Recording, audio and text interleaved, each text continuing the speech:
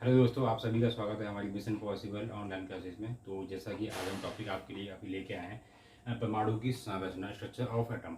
उसके बाद में हम पहले जान लेते हैं कि परमाणु होता क्या है। तो बेसिकली सूक्ष्म ऐसा कण जिनके माध्यम से अणुओं का निर्माण होता है और यह किसी भी रासायनिक रिएक्शन में अभिक्रिया में अपघटित हुए बिना ही जैसे हैं वैसे ही ये रहते हैं। तो उन्हें कहा जाता है एटम। ठीक है, तो यानी कि ये क्या होते हैं, बहुत जिनसे जो अणुओं का निर्माण होता है एक बेहद सूक्ष्म रूप में। और हम देख लें तो देखिए, ये है परमाणु। तो ऐसे ही बहुत सारे परमाणु जब ये एकत्र होकर ये किसका निर्माण करते हैं, अणुओं का। ठीक है, अणु। और इसी प्रकार से अगर हम इसके आगे की रूपरेखा को देखें तो बहुत सारे अणुओं के संगठित होने से किसका ये निर्माण होता है, तत्वों का। ठीक है, तत्व एलिमेंट्स का। अगर इसके आगे की रूपरेखा को देखें, बहुत सारे एलिमेंट यानी कि जो तत्वों का संगठित होकर आपस में क्या होना, संलयन होना, उनसे किन एलिमेंट्स की उत्पत्ति होती है वो देखते हैं। उनसे बनते हैं यौगिक। ठीक है, तो ये एक ये डायग्राम, ये क्या है, संरचना है। तो अभी हम जानेंगे, आज बेसिकली हम जानेंगे परमाणु के संबंध में कि अब ये खुद ही, यानी कि जैसा कि अभी आपको जानकारी दी गई कि परमाणु एक सूक्ष्मतम ऐसा कण है जिनसे अणुओं का निर्माण होता है और यही परमाणु किसी भी केमिकल रिएक्शन में अपघटित हुए बिना ही भाग लेता है, यानी कि वो जैसा था वैसा ही ये रहेगा। चलिए आगे हम बढ़ते हैं। तो देखिए, आगे की जो मेन चीज़ है उसको हम देखते हैं, फोकस करेंगे। जो परमाणु के समझ में आते हैं कि परमाणु की ऐसे कौन कौन सी विशेषताएं हैं, उनके बारे में हम जानेंगे। तो देखिए, जनरली जो ये रासायनिक रूप से अभाज्य होते हैं, जैसा कि अभी डेफिनेशन में आपको मैंने समझाया कि यह किसी भी केमिकल रिएक्शन में अपघटित हुए बिना ही भाग लेते हैं, यानी कि ये क्या है, अभाज्य हैं। और इनका जो आकार होता है सूक्ष्म होता है। ठीक है, तो ये भी लिख लीजिए। और चलिए आगे बढ़ते हैं। देखिए, ये दो सवाल बेहद ही इम्पोर्टेंट है, ये आपको ध्यान में जो है रखना पड़ेगा आप सभी को। कि सबसे, अगर आपको सवाल में दे दिया जाए कि सबसे छोटा परमाणु जो है किसका है, कौन से एलिमेंट का है, तो सबसे छोटा परमाणु जो होता है वो हाइड्रोजन का है। ठीक है, और अगर बात आए सबसे हल्का परमाणु, यानी कि अगर भार के संबंध में ये सबसे हल्का जो परमाणु है कौन सा है, वो है हाइड्रोजन। ठीक है, यानी कि हमने दोनों चीज़ों को देख लिया। चलिए अब हम कुछ आगे हम बढ़ते हैं। जैसे कि इस सबसे छोटे परमाणु की बात यहाँ पर हो रही है जो कि हाइड्रोजन है। अगर इसके रेडियस की बात हम करें तो इसका जो रेडियस होता है जनरली 0.28 एंगस्ट्रॉम। ठीक है, अब ये लैंग्वेज ऐसी है कि आपको कभी भी ऐसा सवाल दिया जा सकता है कि 1 एंगस्ट्रॉम बराबर वाट। तो इसको सेंटीमीटर में और मीटर में आपको समझना पड़ेगा। अगर हम सेंटीमीटर की अगर हम बात करें तो 1 × 10⁻⁸ सेंटीमीटर। अगर इसको मीटर में कन्वर्ट करेंगे तो 1 × 10⁻10 मीटर। ठीक है, तो इन चीज़ों को आप जो है लिख लीजिए, सीख लीजिए। आगे हम अभी बढ़ते हैं। अब दूसरी चीज़ों को हम देखते हैं कि घटक। जनरली ये परमाणु के दो घटक हैं। ठीक है, तो चलिए मैंने यहाँ पे एक सूक्ष्म रूप में यहाँ पे लिखा हुआ है। ये घटक की बात अगर यहाँ पे होती है तो न्यूट्रॉन, इलेक्ट्रॉन, प्रोटॉन और न्यूट्रॉन। अगर हम बेहद इसको एक दूसरे वे में हम खोलें तो जनरली इसके दो पार्ट होते हैं। ठीक है, तो एक को जो कहा जाता है स्थायी घटक। ये बात आ रही है परमाणुओं की, यानी कि परमाणु के कितने घटक होते हैं, किन किन रूपों में इसे बांटा गया है। तो देखिए, स्थायी घटक एक होते हैं, अस्थायी घटक। तो ये कभी भी आपके एग्जाम में दिया जा सकता है कि स्थायी घटक कौन से हैं या फिर अस्थायी घटक कौन से हैं। तो स्थायी अगर हम इसकी बात करें, स्टेबल। ठीक है, तो ये कौन कौन से हैं, अभी मैंने आपको नाम यहाँ पर जो दिखाए हैं, इलेक्ट्रॉन, प्रोटॉन और न्यूट्रॉन। इलेक्ट्रॉन, प्रोटॉन और न्यूट्रॉन, ये है स्टेबल घटक। ठीक है, अगर अस्थाई की हम बात करें, यानी कि ये जो स्थाई वाले हैं तो ये तो हमेशा रहेंगे उस परमाणु का इन्हीं से ही संरचना होती है।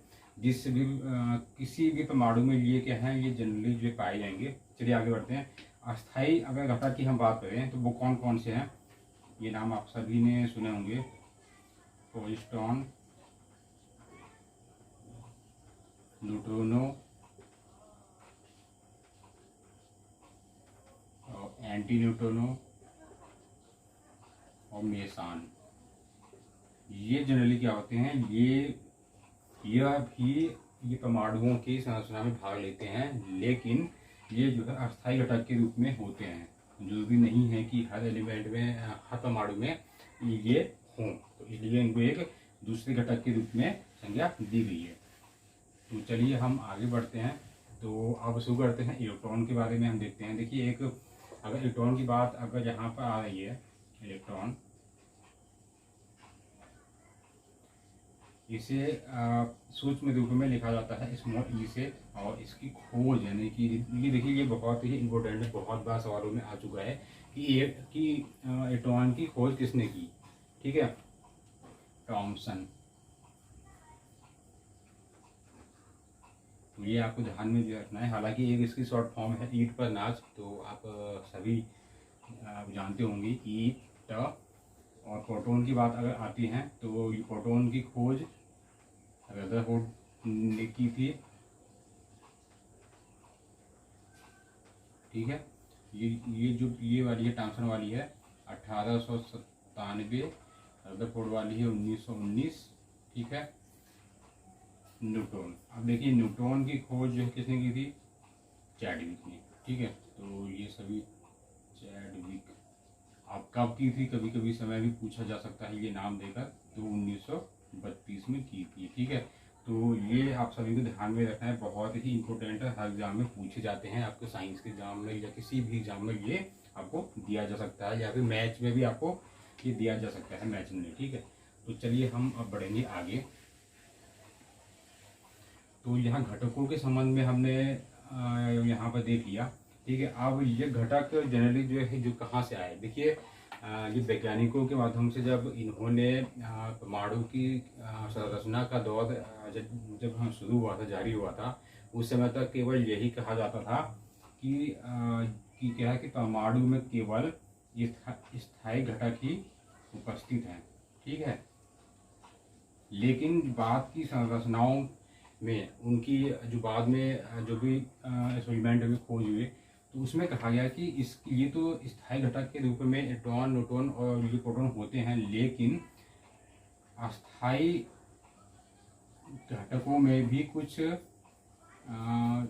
परमाणु की घटक जो है उपस्थित होते हैं, जो कि मैंने आप लोगों को अभी नाम दिखा दिए हैं।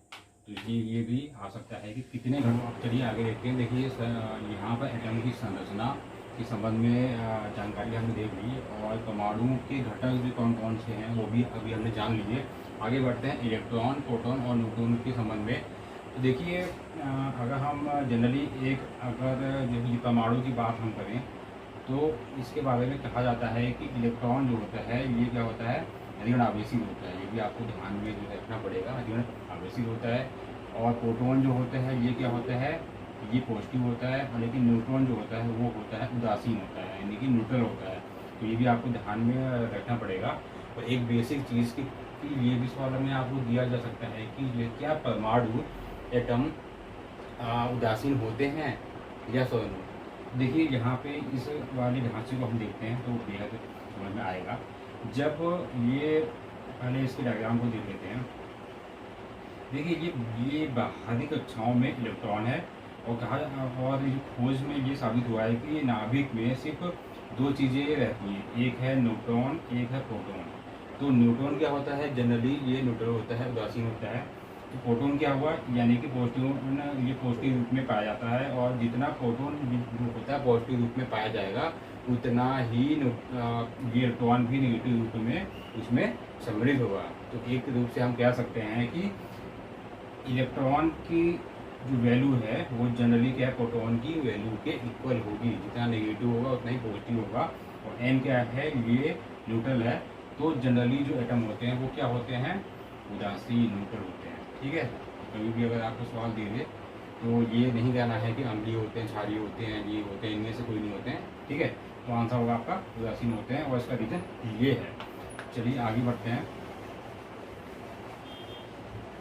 देखिए, ये टॉपिक आपके हो चुके हैं। अब हम बढ़ते हैं आगे, परमाणु नाभिक संगठन। 1 बाय 1 सारे टॉपिक को अभी हम देखेंगे। ठीक है, तो परमाणु नाभिक संगठन कि परमाणु के नाभिक में क्या क्या चीज़ें होती हैं, उनके नाभिक के संगठन की बात हो रही है। तो जैसा कि मैंने अभी आपको डायग्राम के माध्यम से यहाँ पर समझाया था कि किसी भी परमाणु में इलेक्ट्रॉन जो होता है बाहरी कोशिका कक्षाओं में ये जो क्या घूमता रहता है, और इसके नाभिक में न्यूट्रॉन और प्रोटॉन होते हैं। ठीक है, तो जनरली न्यूट्रॉन और ये प्रोटॉनों के समाहित रूप को न्यूक्लियॉन के नाम से भी इसके नाभिक को जाना जाता है। इसलिए क्योंकि इसके नाभिक में न्यूट्रॉन और प्रोटॉन है और इलेक्ट्रॉन तो बाहर है। ठीक है, ये हम इसको यहाँ पे देख लेते हैं, आगे बढ़ते हैं। देखिए एक चीज़ आती है परमाणु क्रमांक, बहुत इम्पोर्टेंट है। इसका रिलेशन किससे है, ये भी आपके एग्जाम में पूछा जा सकता है। परमाणु क्रमांक और एक चीज़ आती है द्रव्यमान संख्या। तो इसको अच्छे से समझ लीजिए कि ये दोनों हैं क्या चीज़। देखिए परमाणु के नाभिक में उपस्थित धन आवेशित आयनों की संख्या, ठीक है, या फिर दूसरे सूक्ष्म रूप में हम कहें कि किसी भी परमाणु के नाभिक में उपस्थित प्रोटॉनों की संख्या को ही परमाणु क्रमांक कहा जाता है। ठीक है, यानी कि नाभिक में उपस्थित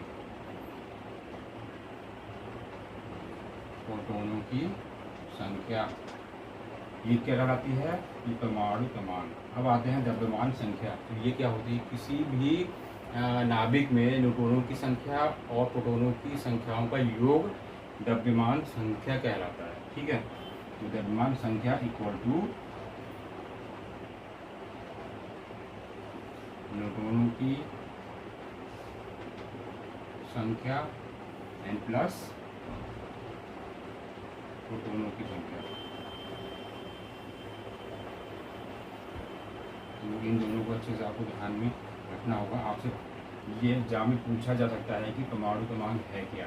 तो ये क्या है, नाभिक में प्रोटॉनों की संख्या है, यानी कि धन आवेशित आयनों की संख्या है। धन आवेशित संख्या ये है प्रोटीन, ये प्रोटॉन। तो जनरली अगर एग्जाम में यहाँ पे आवेशित या कोई और नाम दे दिए, यानी कि वो क्या होगा, गलत होगा। इस रूप में आप लोगों को याद में रखना पड़ेगा। तो चलिए अब ये परमाणु नाभिक संगठन के बारे में भी हमने दो चीज़ों को देख लिया, आगे बढ़ते हैं। आगे है आपका परमाणु मॉडल। तो देखिए जो परमाणु मॉडल है वो जनरली इसके 3 मॉडल हैं। कौन कौन से हैं वो हम देखते हैं। नंबर फर्स्ट है थॉमसन का मॉडल, थॉमसन का परमाणु मॉडल। दूसरा बताइए जल्दी से, परमाणु मॉडल। दूसरा है आपका रदरफोर्ड का नाभिकीय परमाणु नाभिकीय मॉडल। तीसरा क्या है, तीसरा है बोर का परमाणु मॉडल। ठीक है, बेसिकली आपसे पूछा जा सकता है कि परमाणु के कितने मॉडल हैं। तो 3 मॉडल हैं और कौन कौन से हैं, थॉमसन, रदरफोर्ड और ये बोर। ठीक है, तो इनके बारे में अब यहाँ 1 बाय 1 जानते हैं।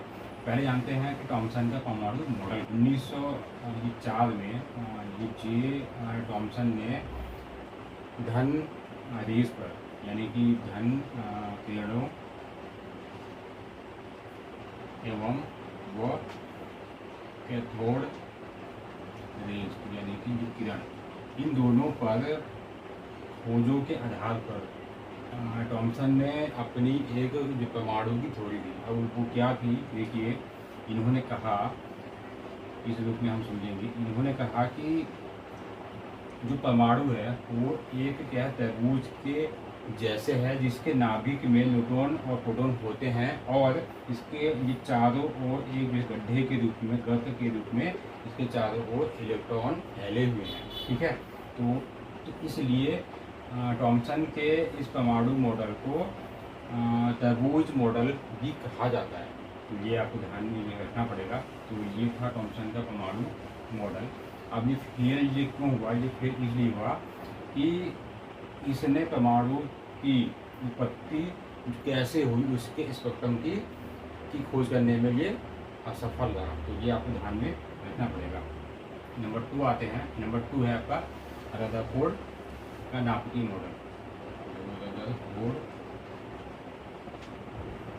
का नाभिकीय मॉडल, तो इसके बारे में हम जानते हैं कि ये है क्या चीज़। तो आगे बढ़ेगा रदरफोर्ड मॉडल के संबंध में हम जान लेते हैं कि ये है क्या चीज़। देखिए, रदरफोर्ड ने जो अपना ये मॉडल दिया था परमाणु के संबंध में, तो वो क्या था, इन्होंने जो जनरली कहा था कि पॉइंट वाइज आप चाहें तो यहाँ पर निशान लगा देता हूँ, आप ये लिख लीजिए। तो ये कहा गया था कि नाभिक जो है वो 2 भागों से मिलकर बना है, एक ऋण आवेशित और धन आवेशित। ठीक है, तो यानी कि 2 भागों से मिलकर बना हुआ ऋण आवेशित और धन आवेशित। इसलिए ये कहा गया था कि ये परमाणु जो होता है विद्युत उदासीन होता है। ठीक है, और ये कहा गया था कि इसके जो नाभिक के बीचों बीच में ये प्रोटॉन के आयन रहते हैं और नाभिक के चारों ओर कक्षाओं में इलेक्ट्रॉन क्या होता है वो घूमता है। ठीक है, उसके चारों ओर जो परिक्रमा ये इलेक्ट्रॉन जो करता है। ठीक है, और ये तीसरा पॉइंट ये था कि जितने द्रव्यमान जितना जो भार होगा, जितना भार इसके यानी कि नाभिक में है, ठीक है, उतना ही भार इसके अन्य भागों में भी है। तो ये भी आपको ध्यान में भी रखना पड़ेगा।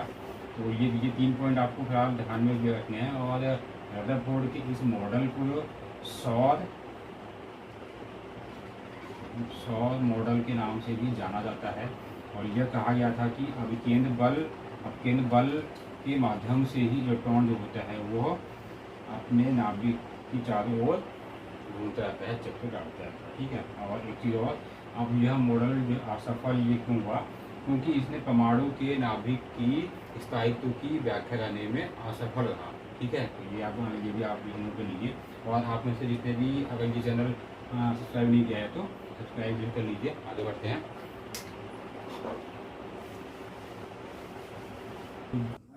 कि नाभिक के चारों ओर इलेक्ट्रॉन जो है परिक्रमा करते हैं। और दूसरा चीज़ ये दिया था कि परिक्रमा ये करते समय ये कुछ एक निश्चित वृत्तीय कक्षाओं में घूमते हैं। ठीक है, इनकी वृत्तीय कक्षाएं जो होती हैं वो निश्चित होती हैं, यानी कि इनकी एक जो लाइन होती है, ऐसा नहीं है कि ये किसी भी लाइन में ये घूम जाए। तो ये 2 चीज़ें आपको ध्यान में यहाँ पर रखनी है।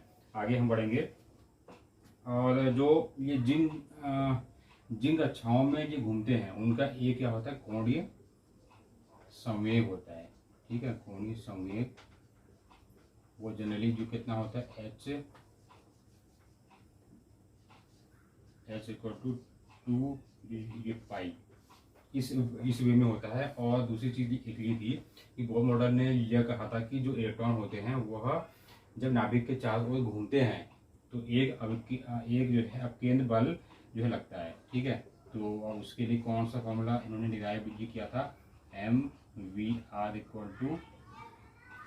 = h/2 पाई। ठीक है, तो ये आपको ध्यान में रखना है। और अब n क्या है, n क्वांटम संख्या है और h ये क्या है, प्लांक नियतांक है। तो mvr आप जानते हैं, मास वेलोसिटी रेडियस। तो ये इन्होंने एक जो इलेक्ट्रॉन जिस भी कक्षा में कोणीय संवेग जो कर रहा है उसकी वैल्यू फाइंड करने के लिए इन्होंने एक ये मॉडल दिया था, एक बल के सापेक्ष में एक फॉर्मूला ड्राइव इन्होंने किया था। तो ये आपको देखना पड़ेगा। अब हम जान लेते हैं कि आइसोटोप यानी कि समस्थानिक ये होता गया। देखिए, एक ही तत्व के परमाणु में यदि परमाणु संख्या समान हो और उनके परमाणु भार जो हैं वो भिन्न भिन्न हो तो उन्हें कहा जाता है आइसोटॉप यानी कि समस्थानिक। अब अगर हाइड्रोजन की हम बात करें तो हाइड्रोजन के टोटल जो 3 समस्थानिक हैं, कौन कौन से हैं, देखिए ये